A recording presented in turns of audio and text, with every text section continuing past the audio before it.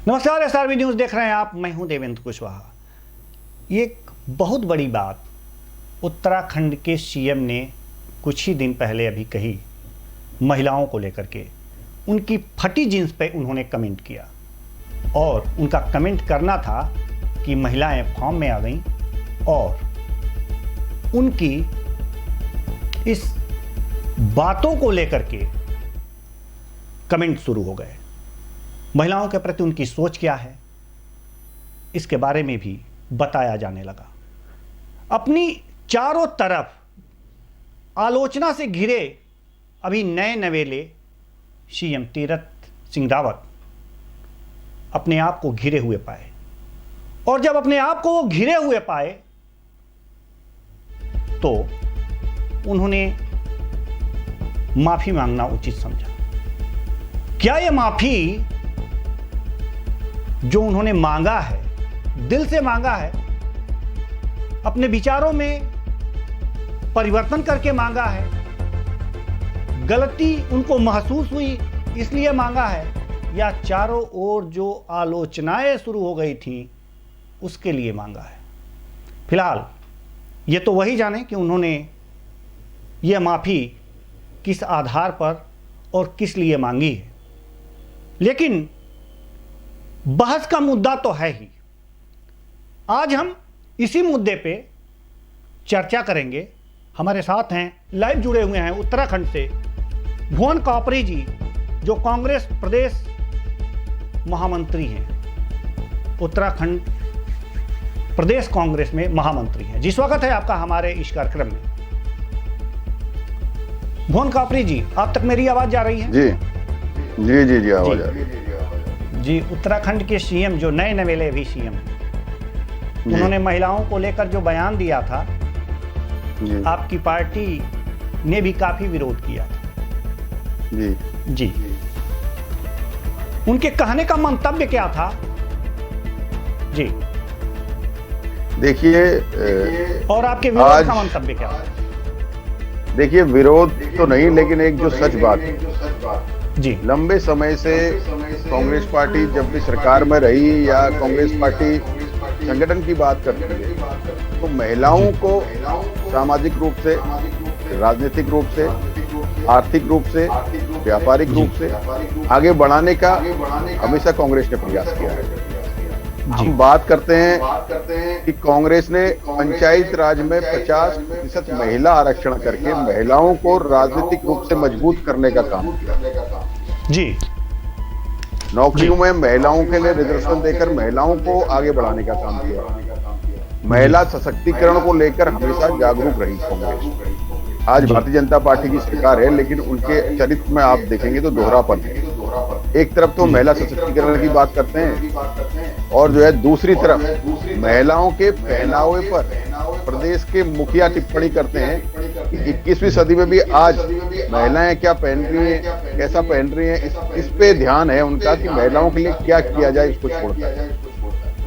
तो कांग्रेस पार्टी ने नहीं, पूरी देश की सभी महिलाओं ने जो है कि जागरूक होकर कहा कि भाई ये जो बयान है निंदनीय है, गलत है, और मुख्यमंत्री जी की समझ में आलोचना से आया और उन्होंने माफी मांगी। जी, तो आपको इनका दोहरा चरित्र इसमें दिखाई दे रहा है। देखिए, जब जो केंद्रीय नेतृत्व ने अपना सीएम बदला उत्तराखंड का और वहां पर तीरथ सिंह रावत जी को मुख्यमंत्री बनाया, तो उनके ऊपर एक जिम्मेदारी थी। जिम्मेदारी यह थी कि ऐसा लगता था कि जो त्रिवेंद्र सिंह रावत की सरकार थी, उनका प्रशासन के ऊपर कंट्रोल नहीं था, और ऐसा लगता था कि जनता का आक्रोश जो है वो बीजेपी सरकार के खिलाफ बढ़ता जा रहा है। तो इसलिए तीरथ सिंह रावत को यहाँ पर लाया गया।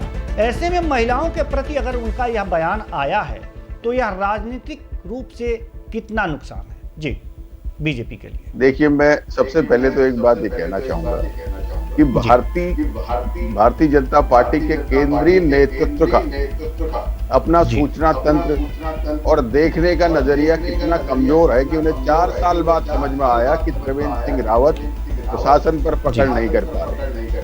4 साल से लगातार उन्हीं के दल के विधायक, कांग्रेस पार्टी, अन्य दल, पब्लिक लगातार जो है कि त्रिवेंद्र सिंह रावत का विरोध कर रही थी कि वो काम नहीं कर पा रहे हैं, तो लेकिन उनके कानों में जूं नहीं रख रही। आज 4 साल बाद जब सामने चुनावी वर्ष है, तो जनता को गुमराह करने के लिए त्रिवेंद्र सिंह रावत का मुखड़ा बदल दिया गया, उनकी जगह तीरथ सिंह रावत को लिया जी। बात हम तीरथ सिंह रावत जी के बयान पर अगर करें कि उन्होंने ये कहा कि महिलाओं की जीत पर बात करी, तो आज जो मुख्यमंत्री की सोच दिखाई दे रही है, मुझे लगता है कि इससे बेहतर तो शायद त्रिवेंद्र रावत ही थे जी। आप समझिए, जहां आज उन्होंने आकर महिलाओं के सशक्तिकरण की बात करनी चाहिए, जहां उन्होंने ये कहना चाहिए था कि हम गांव-गांव में जो समूह बना रहे हैं, महिलाओं को 10-10 महिलाओं का समूह बना रहे हैं और एक गांव में 10-10 समूह बना रहे हैं, 100 महिलाओं को जोड़ रहे हैं, उनको हम व्यापारिक रूप से कैसे मजबूत करें, उन समूह को हम क्या सुविधाएं दें, महिलाओं को हम क्या सुविधाएं दें, कैसे हम उस महिला सशक्तिकरण की ओर बढ़ें। वो यहाँ महिलाओं के पहनावे पे बात कर रहे हैं। प्राधिकरण की बात जो बड़े जोरों से तीरथ सिंह जी कह रहे हैं कि मैंने ग्रामीण क्षेत्र में प्राधिकरण बंद कर दिया और जो है सिर्फ शहरी क्षेत्र में रहेगा, ये बात त्रिवेंद्र सिंह रावत ने भी कही, कोई नई बात नहीं। आप देखेंगे पिछले त्रिवेंद्र सिंह रावत के समय के अगर आप अखबारों को उठा के देखेंगे, तो उसमें भी जो है कि उन्होंने कहा भाई हम ग्रामीण क्षेत्र और प्रति क्षेत्रों में जो है प्राधिकरण को बंद कर रहे हैं और शहरी क्षेत्रों में पुराने तर्ज पर रहेगा। दूसरा बयान कुंभ को लेकर उनका है। एक तरफ तो केंद्र सरकार आज बड़े बड़े राज्यों में जहाँ जो है जनसंख्या ज्यादा है, जहाँ कोरोना के जो है मरीज आ रहे हैं, देश की चिंता कर रही है। मोदी जी खुद जो है जनता से अपील कर रहे हैं कि अब जनता को कोरोना से बचने के लिए भैया खुद मजबूत होना है, आपको सुरक्षा रखनी है, आपको दूरी रखनी है और जो है कि कोरोना और तेजी से आएगा। अगर इस बार फैलेगा तो ग्रामीण क्षेत्रों में कोई उसे रोक नहीं पाएगा। सारे मुख्य अखबारों की, मुख्य चैनलों की ये जो है कि बात है। और तीरथ सिंह रावत जी बड़ा सीना चौड़ा करके कहते हैं कि भैया मैंने कह दिया कुंभ में जिसे आना है आ जाइए, कोरोना का कोई मतलब नहीं है। तो यहाँ पे विरोधाभास आप देखिए कि कितने वो उत्तराखंड की जनता और उत्तराखंड के प्रति संवेदनहीन है कि उन्होंने कह दिया कि भाई सब आओ, आप कुंभ में जिसे नहाना है नहाइए। तो वो एक मुझे लगता है कि कहीं एक स्नान, एक हमारा शाही स्नान कहीं लाखों लोगों को बीमारी न दे दे, जिसके लिए त्रिवेंद्र सिंह रावत सबको आमंत्रित कर रहे हैं। तो ये मुझे लगता है कि केंद्रीय और राज्य के नेतृत्व में दोनों के विरोधाभास भी दिखाई दे रहा है और ये बड़ा गंभीर विषय भी है। जी, ये गंभीर विषय तो है ही, लेकिन हम जानना चाहते हैं कि जो उन्होंने बयान दिया था महिलाओं के विरुद्ध, एक तरह से यह बयान था, महिलाओं के सम्मान पे एक तरह से यह आंच थी, यह आंच की लपटें बीजेपी को अगले विधानसभा में कितनी जलाएंगी और आपको कितनी सींचेंगी, यानी कांग्रेस को कितनी सींचेंगी? जी, मैं ये जानना मेरा ये साफ मानना है। आप तीरथ सिंह रावत के उस बयान को देखेंगे तो उस बयान को मिनटों में पूरी देश की महिलाओं ने उसका विरोध किया। उत्तराखंड की महिलाओं ने तो पुरजोर तरीके से किया, लेकिन देश की सारी महिलाओं ने भी उसका पुरजोर तरीके से विरोध किया है। कहा कि ये संकीर्ण मानसिकता के व्यक्ति हैं जिन्होंने ये बयान दिया हुआ है। और उत्तराखंड की महिलाओं को वैसे ही हमारे देश की महिलाओं को आज महंगाई ने मार रखा है। जो किचन है जिसे महिला ने संभालना है, जो घर का बजट है जिसे महिला ने संभालना है, आज वो 4 गुना बढ़ गया है।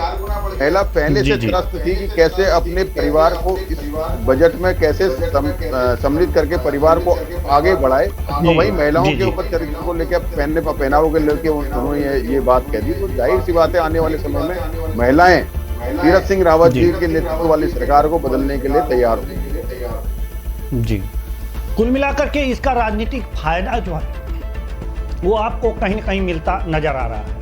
तो क्या सर इसके लिए आप ऐसा कुछ करेंगे, आपकी जो पार्टी है ऐसा कुछ करेगी कि ये जो बयान है इसे भुलाने न दिया जाए, लोगों के जनमानस पर अंकित रहे? ये हर मंचों से आपके आपके पार्टी द्वारा ये बार बार देखिए, हमें तो लग रहा है हमारे समाज में सती प्रथा जो चलती थी, उस आंदोलन को आज तक लोग याद करते हैं और उसे किसी को जरूरत ही नहीं याद कराने की। जी आज सब लोगों को, नहीं, सब महिलाओं को, सब जी आज ऐसा बयान इन्होंने दिया है तो मुझे नहीं लगता कि हमें याद दिलाने की जरूरत है। ये महिलाएं जी जो हमारे जी उत्तराखंड जी की जागरूक महिलाएं हैं, हमारे देश की जो जागरूक महिलाएं हैं, जिन्होंने सोशल मीडिया के माध्यम से, मीडिया के माध्यम से लगातार विरोध जी करना शुरू किया है, तो ये खुद हम, ये पूरी महिलाओं को जो है कि इस बात को हमेशा जी याद दिलाएंगे कि कोई भी व्यक्ति, आप उस व्यक्ति को जो है शासन सत्ता सौंपिए जो सबसे पहले महिलाओं की सम्मान करता हो। जी जिस व्यक्ति को के अंदर महिलाओं का सम्मान नहीं है, वो क्या अपना प्रदेश चलाएगा, क्या देश चलाएगा, ये बात तो आप बड़े बेहतर तरीके से जानते हैं। क्योंकि कोई भी व्यक्ति जब घर से निकलता तो उसका घर एक महिला के हाथ में रहता है, और पूरे घर जो है कि सुरक्षित कैसे रहे, आगे कैसे बढ़े, सब संसाधन कैसे एकत्रित हो, परिवार कैसे एकजुट रहे, सारा काम महिला करती है। तो अब उस महिला का अपमान प्रदेश का मुखिया कर रहे हैं, तो इसको मुझे नहीं लगता कि किसी को याद दिलाने की जरूरत है। उस महिला के जहन में ये बात पहुंच चुकी है, और आने वाले चुनाव में महिलाओं का वोट भारतीय जनता पार्टी की तरफ बिल्कुल नहीं जाएगा। जी जी, ये तो अच्छी बात है कांग्रेस के लिए और आपकी पार्टी के लिए। तो कुल मिलाकर के ये अगर जो देखें कि यह बयान राजनीतिक रूप से बीजेपी को नुकसान पहुंचाएगा अगले विधानसभा चुनाव में, और फ़ायदा हो सकता है कि कांग्रेस को मिले। लेकिन एक बात और है कि अगर आपकी सरकार आती है, या फिर आप चुनाव तो लड़ेंगे ही, हो सकता है कि आपकी सरकार आ जाए, कि इस तरह के मुख्यमंत्री आ गए हैं तो 2-4 बयान और भी दे दें जो आपके पक्ष में जाए और आपकी सरकार बने। वहाँ हम कामना करते हैं। लेकिन आपकी पार्टी महिलाओं के बारे में क्या सोचती है? देखिए, अगर आज आप, जब हमारी सरकार रही है जी, तब हमारी सरकार ने महिलाओं को प्रतिनिधित्व भी दिया है। जी जी, आप देखेंगे कि पंचायतों में जो 50% आरक्षण है, कांग्रेस की देन है। 50% महिलाओं को पंचायत में लाकर आज ब्लॉक प्रमुख के रूप में 50% महिलाएं हैं, बीटीसी मेंबर और ग्राम प्रधान के रूप में 50% महिलाएं प्रतिनिधित्व कर रही हैं, जिला पंचायत सदस्यों के रूप में जो है 50% महिलाएं जो है कि प्रतिनिधित्व कर रही है, जिला पंचायत अध्यक्षों के रूप में जो है 50% महिलाएं प्रतिनिधित्व कर रही हैं। उसके अलावा हमारी सरकार की बात भी करेंगे तो 2 बड़े मंत्रालय, आप इंदिरा हृदय के रूप में देख लीजिए या अमृता रावत के रूप में, कांग्रेस ने महिलाओं को कैबिनेट में रखने का काम किया और महिलाओं को आगे बढ़ाया। अब वहीं दूसरी तरफ आप देखिए, आज भारतीय जनता पार्टी की सरकार है, एक महिला है, पिछले 5 सालों से और राज्य मंत्री के तौर पर उसको रखा हुआ है। तो आप किसी भी दृष्टि से देखेंगे तो कांग्रेस में महिलाओं का सम्मान और महिलाओं का स्थान बराबरी का रखा जाता है। आज की बात भी हम करें तो हमारे पार्टी में जो है नेता प्रतिपक्ष के रूप में, जहां प्रदेश अध्यक्ष जो है पुरुष है, तो नेता प्रतिपक्ष के रूप में महिला जो है माननीय डॉक्टर इंदिरा हृदय जी को पार्टी ने रखा हुआ है। तो हमारी पार्टी में महिलाओं को राजनीतिक रूप से, सामाजिक रूप से, चाहे आर्थिक रूप से हो, बराबर सम्मान दिया जाता है। ये इसके हमें उदाहरण सामने आते हैं। जी, महिलाओं का सम्मान तो दिया ही जा रहा है आपके कथनानुसार, लेकिन वास्तव में एक संस्कृति होती है, भारतीय संस्कृति है, और भारत के कुछ परिधान भी हैं। क्या आपको नहीं लगता कि ये जो परिधान हैं वो पश्चिमी सभ्यता की ओर उन्मुख होते जा रहे हैं? मैं आपसे एक चीज ये पूछना चाहता हूँ, जो हमारी संस्कृति की है, जो हमारे परिधान है, वो पश्चिमी संस्कृति की ओर होते जा रहे हैं, तो वो सिर्फ महिलाओं के ही क्यों याद किए जा रहे हैं? नहीं, हम सबके परिप्रेक्ष्य में बोल रहे हैं, हम सबके परिप्रेक्ष्य में, सिर्फ महिलाओं के परिप्रेक्ष्य में। परिधान का मतलब सुरक्षा और सुविधा से, इस चीज को आप बेहतर उपयोग कर रहे हैं।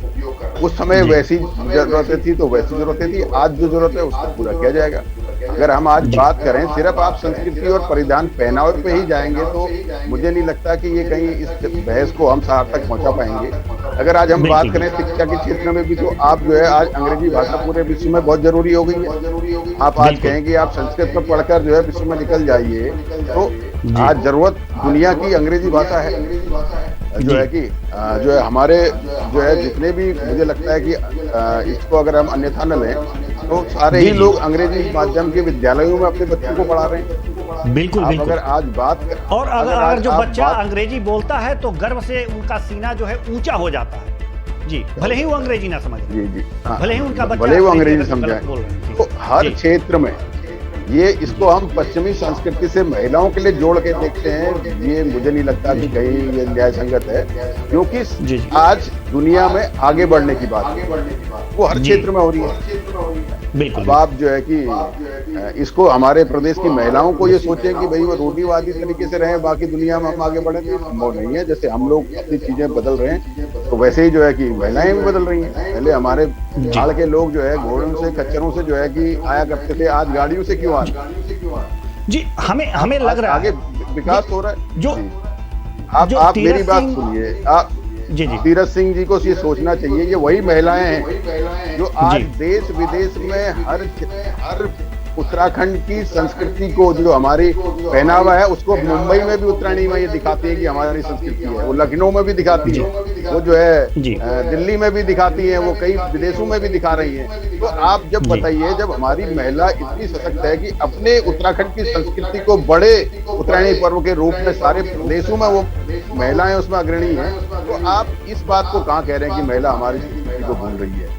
तो ये तो आप अपने जो है कि कहीं ऐसा तो नहीं लग रहा को सर कहीं ऐसा तो नहीं लग रहा है। देखिए, जो बीजेपी है, बीजेपी में अक्सर देखा जाता है कि पुरातन संस्कृति को बहुत ज़्यादा जोर उस पर दिया जाता है कि ये हमारी संस्कृति है, ये हमारी धरोहर है, हमारा ये है।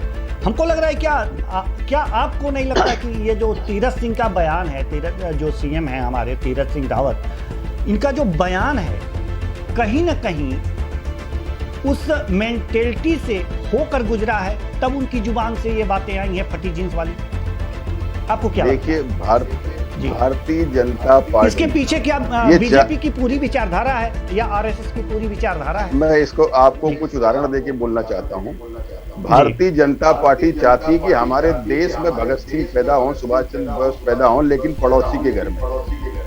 जी, आप उदाहरण देखिए, भारतीय जनता पार्टी के विद्या मंदिर, शिशु मंदिर है, पूरे देश में विद्यालय खुले हुए हैं। कौन से भारतीय जनता पार्टी के बड़े नेताओं के बच्चे उस विद्यालय में पढ़ते हैं? उनके बच्चे तो सब कॉन्वेंट स्कूल में पढ़ रहे हैं। जी। अगर वो मानते हैं कि उन विद्यालयों में शिक्षा अच्छी है, उन विद्यालयों में संस्कार अच्छे हैं, तो सबसे पहले भारतीय जनता पार्टी के जो प्रमुख नेता हैं उनके बच्चे वहां पढ़ने चाहिए। चाहे राजनाथ सिंह जी हों, चाहे हमारे तीरथ सिंह जी हों, चाहे हमारे त्रिवेंद्र सिंह जी हों, चाहे हमारे और अन्य जो बड़े नेता हैं, उनके बच्चों को पहले उन विद्यालयों में जाना चाहिए। वो आज अपने बच्चों को तो कॉन्वेंट स्कूलों में भेजकर आगे की शिक्षा देना चाहते हैं। आज जो दुनिया की दौड़ है उसमें शामिल करना चाहते हैं, और बाकी हिंदुस्तान के लोगों को चाहते हैं कि भैया वो वहां जाएं। तो ये आप समझिए ना, उनके विचारों में परिवर्तन ही हमें दिखाई देता है। दोनों जगह दोहरी नीति उनकी है। जी, मैं एक ताजा उदाहरण आप जी उदाहरण दे रहे थे, पहले आप उदाहरण दे दीजिए, फिर हम अगला क्वेश्चन करते हैं। आज भारतीय जनता पार्टी की विचारधारा के लोग एकलव्य विद्यालय चला रहे हैं। जी, मैं उन सब लोगों को बड़ा सम्मान से जो है और बहुत धन्यवाद करता हूं उन लोगों का, और वो जो लोग पढ़ा रहे हैं उनका मैं बहुत बहुत दिल की गहराई से धन्यवाद करता हूं। उनके कार्यक्रम में भी गया हूं। जी जी, आवाज आपकी नहीं आ रही सर, आवाज आपकी नहीं पहुंच पा रही हमारे 15-20 बच्चों को जी गांव में जी आ गई जी, आ गई जहाँ शिक्षा नहीं पहुंच पा रही है, वहाँ शिक्षा पहुंचा रहे हैं वो लोग, मेहनत कर रहे हैं, और उनकी मेहनत को मैं बहुत सलाम करता हूँ। दूसरी तरफ हमारे प्रदेश की भारतीय जनता पार्टी की सरकार जो प्राइमरी के स्कूल है उनका एकीकरण कर रही है। जी, जिस गांव में 4 प्राइमरी स्कूल है उसको एक कर रही है।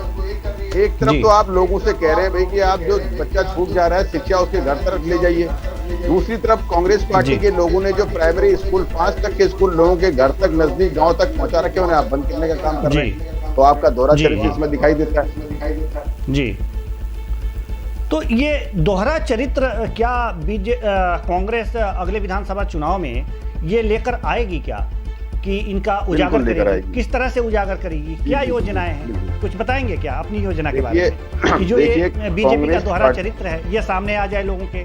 ये तो लोगों का फायदा होगा ना, फिर आपका भी फायदा हो जाएगा थोड़ा सा। स्वामी विवेकानंद जी ने कहा था कि बच्चों को विद्यालय लाओ, शिक्षा दो।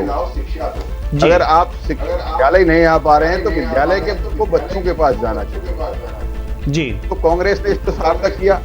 गांव गांव जी में, छोटे छोटे कस्बों में जगह जगह प्राइमरी स्कूल खोले जहां 5 तक जी के जी बच्चों को पढ़ाया जा रहा था। अब ये उसको जी बंद जी करने का काम कर रहे हैं। जी। तो जाहिर सी बात है कि हर गांव का व्यक्ति ये समझ रहा है कि इनकी मंशा नहीं, ये क्या है। कैसे कह रहे हैं कि आप ये बंद करने की बात हो रही है क्या? उत्तराखंड में जो खटीमा में प्राथमिक खटीमा में बग्गा चौवन दूरस्थ गांव है जो जंगल में है, और जी वहां पर 4 प्राइमरी स्कूल थे। उन 4 प्राइमरी स्कूलों को मिलाकर एक कर दिया गया। बरसात के जी दिनों में इतने गड्ढे रोडों में हैं कि 5 तक पढ़ने वाला बच्चा उन स्कूलों में नहीं जा सकता, जी। और 5 तक पढ़ने वाला बच्चा 3 किलोमीटर 4 किलोमीटर की पैदल दूरी रोज तय नहीं कर सकता। नहीं कर तो सकता, उन्होंने ये भी सही क्या है जी जी ये उदाहरण है कि हमारे जी खटीमा विधानसभा में बग्गा चौवन गांव में ये उदाहरण है। जी जिस गांव को जो है कि माननीय कोश्यारी जी ने, जो अभी राज्यपाल हैं, जब सांसद थे तो गोद ले रखा था, उस गांव में जी जी शिक्षा का इन्होंने ये हाल किया है, तो आप समझ लीजिए और जगह क्या हो रहा होगा। जी जी। तो आखिर अगर जो इस तरह की बातें अगर जो हैं उत्तराखंड में, तो आखिर जो विपक्ष है यानी कि आप क्या कर रहे हैं? हाथ पे हाथ धरे आप भी बैठे हैं क्या, या इंतजार कर रहे हैं कि जब ज्यादा कुछ गलत हो जाएगा तो फिर हम इस मुद्दे को लेकर के चुनाव में उतरेंगे, सिर्फ चुनावी लाभ के लिए? जब इन्होंने एकीकरण की बात करी, हम बग्गा चौवन के ग्राम वासियों के साथ खंड शिक्षा अधिकारी से भी मिले, एसडीएम से भी मिले, जिला शिक्षा अधिकारी से मिले, डीएम से भी मिले, प्रदर्शन भी किया, मुख्यमंत्री को भी ज्ञापन भेजा, लेकिन सरकार की हठ धर्मिता है, उनके अधिकारियों की हठ धर्मिता है, उन्होंने इसको बदलने का काम नहीं किया। जी। तो ऐसे में हमने क्या लगातार प्रयास किया। जी जी जी, अच्छी बात है, आपने लगातार प्रयास किया है, आंदोलन भी किया है, लेकिन सरकार नहीं सुन रही है। तो अब तो आपको जनता के बीच जाना है और उसका जो निर्णय होगा जनता ही करेगी। तो क्या मतलब अगर जो शिक्षा में अगर जो पीछे आपका प्रदेश जा रहा है इस सरकार से, तो आपके भी कुछ दायित्व बनते हैं, और दायित्व को आप आंदोलन और प्रयास तक समेट रहे हैं। आगे की क्या योजनाएं हैं कि अगर आपकी सरकार आ जाएगी तो क्या शिक्षा का स्तर सुधर जाएगा? क्या बिल्कुल हमारी सरकार आएगी तो क्या योजनाएं देखिए हैं हमारी शिक्षा के बारे में? आप देखिए, हमारी सरकार अगर आएगी, और अब मुझे लगता है कि निश्चित रूप से आएगी, तो हम शिक्षा में अपनी तरफ से सुझाव जरूर रखेंगे कि जो प्राइमरी स्कूल हैं, जो जितने नजदीक बच्चों के दिए थे और नजदीक दिए थे, ये जो इन्होंने प्राइमरी स्कूलों का एकीकरण किया है, इसको खत्म किया जाए, उस शिक्षा को बच्चों के घर तक पहुंचाया जाए। और उसके अलावा जो एकीकरण की बात है, वो प्राइमरी से ऊपर नवोदय की तर्ज में उसको किया जाए 6 से लेकर 12 तक, और जो है बच्चों की पूरी शिक्षा मुक्त हो। इस पे हम गंभीरता से चर्चा करेंगे। और मुझे लगता है कि मैं भी शिक्षा के क्षेत्र से रहा हूँ, पहले मैं कोचिंग इंस्टीट्यूट चलाता था, और जो है कि मुझे ये लगता है कि शिक्षा के क्षेत्र में जब हमारी सरकार आएगी तो हम अपने अमूलचूक परिवर्तन करके अपने सुझाव देंगे, और जो आने वाले समय में मील के पत्थर साबित होंगे। जी जी। महिलाओं के बारे में भी आपने बताया कि आपकी अगर जो सरकार आती है तो महिलाओं के सम्मान में महिलाओं को सम्मान दिया जाएगा, समानता का अधिकार मिलेगा उन्हें, और शिक्षा के क्षेत्र में भी अच्छी प्रगति होगी। विकास के लिए सबसे ग्रामीण क्षेत्रों में आखिर इस समय जो भी वहाँ पर लोग हैं उनके सामने भी बहुत सारी समस्याएं होती होंगी। तो आप एक पार्टी के जिम्मेदार पर्सन होने के नाते अभी इस समय किन किन समस्याओं से रूबरू हुए हैं? क्या क्या समस्याएं हैं गांव में? जी देखिए, जिनमें आज जो है बेरोजगार, देखिए आज बेरोजगारी, महंगाई, जी, शिक्षा, जी, ये सबसे, और किसान भी, जी जी, ये सबसे बड़ी समस्याएं हैं। और महंगाई की मार हर चूल्हे तक पहुंच गई है जी। लोगों को अपना महीने का राशन खरीदना 4 गुना महंगा हो गया जी। आप किसी भी चीज को देखेंगे, कंट्रोल में जो दालें ये जबरदस्ती बिकवा रहे हैं, वो बाहर दुकानों में सस्ती हैं, कंट्रोलों में महंगी है। राशन आधा कर दिया है, जो गरीब लोगों को राशन मिल रहा था 35 किलो से 20 किलो कर दिया, जो 15 किलो में रहा था उसे 7.5 किलो कर दिया है। दालें जबरदस्ती बिकवा रहे हैं, चीनी बंद कर दी है, मिट्टी तेल बंद कर दिया है। तो अगर आप देखेंगे कि एक आम आदमी की यही सब जरूरत है। आज पेट्रोल 100 के पार होने जा रहा है, हर व्यक्ति के पास संसाधन है, पेट्रोल का उपयोग कर रहा है। अब आदमी डर रहा है कहीं जाने के लिए। आप अगर आज गैस की बात करेंगे तो 900 पार हो गई है गैस। तो ये मूलभूत चीजें हैं, उन पर मार की है भारतीय जनता पार्टी ने। ये जो है, जो एक आम आदमी की आम जरूरत है उसे महंगा करने का काम किया है इन्होंने। और डीजल पेट्रोल के रेट बढ़ने से आप जानते हैं कि सारी चीजें जब बीजेपी सरकार में नहीं थी तो पेट्रोल और गैस के दाम जब बढ़े थे तो उसने भी बहुत हो हल्ला मचाया था। आज जब पेट्रोल और गैस के दाम बढ़े हैं तो आज विपक्ष में कांग्रेस है, ये भी हो हल्ला मचा रही है। तो क्या सरकार में आने के बाद ऐसा लगता है क्या कि जो समस्याएं हैं, जो मूल समस्याएं होती हैं, उससे सरकार अलग हो जाती है, लोगों के दर्द से वाकिफ नहीं हो पाती? देखिए आप 350 का सिलेंडर कांग्रेस की गवर्नमेंट में था, आज जो 900 पहुंच गया, तो कांग्रेस आदमी का दर्द समझती थी। 165 पर बैरल, $165 पर बैरल कच्चा तेल खरीद के 64 रुपए 65 रुपए डीजल देने का काम कांग्रेस पार्टी ने किया। अगर आप में आंकड़ों की बात करें तो केंद्र सरकार जब कांग्रेस की थी तो डीजल पे 3 रुपए 26 पैसे, पेट्रोल पे 9 रुपए जो है कि टैक्स लेती थी। आज 40 रुपए टैक्स ले रही भारतीय जनता पार्टी, 39-40 रुपए।